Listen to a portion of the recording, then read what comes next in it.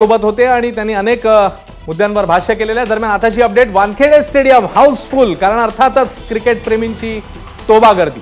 Gate बंद करण्यात आलेली आहेत कारण वानखेडे स्टेडियम तुडुंब भरलेलं आहे आणि त्याच्यामुळे गेट बंद करण्यात आली आहे। टीम इंडिया काही वेळातच पोहोचेल तिकडे, मात्र त्यापूर्वीच वानखेडे स्टेडियम हाऊसफुल झालेलं आहे। क्रिकेट प्रेमींची मोठी गर्दी वानखेडेवर। एरवी क्रिकेट सामन्याच्या वेळी अशी गर्दी आपण बघत असतो, मात्र आता या गौरव सोहळ्यासाठी गर्दी झालेली आहे।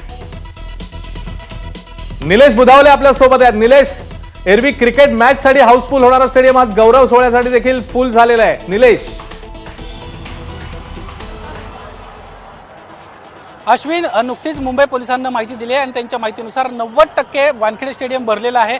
त्यामुळे आपण पाहतो या ठिकाणचं हे जे मोठं गेट आहे ते गेट या ठिकाणी बंद करण्यात आलेलं आहे। अजूनही हजारो मुंबईकर बाहेर रस्त्यावर आहेत, आज आत यायला सर्वजण इच्छुक आहेत। मात्र पोलिसांना आता स्टेडियमची कॅपॅसिटी आता संपत आल्यामुळे कुठेतरी स्टेडियमचा जो गेट आहे ते बंद केल्याची आपल्याला माहिती मिळते।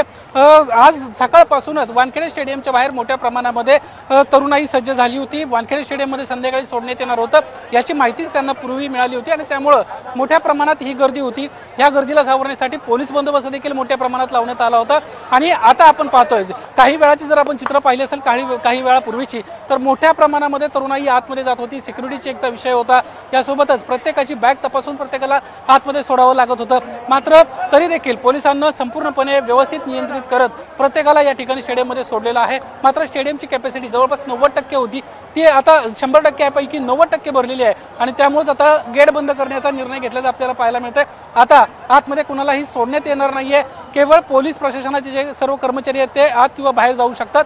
इतर सर्वसामान्य नागरिकांना मात्र प्रवेश बंदी करण्यात आलेली आहे।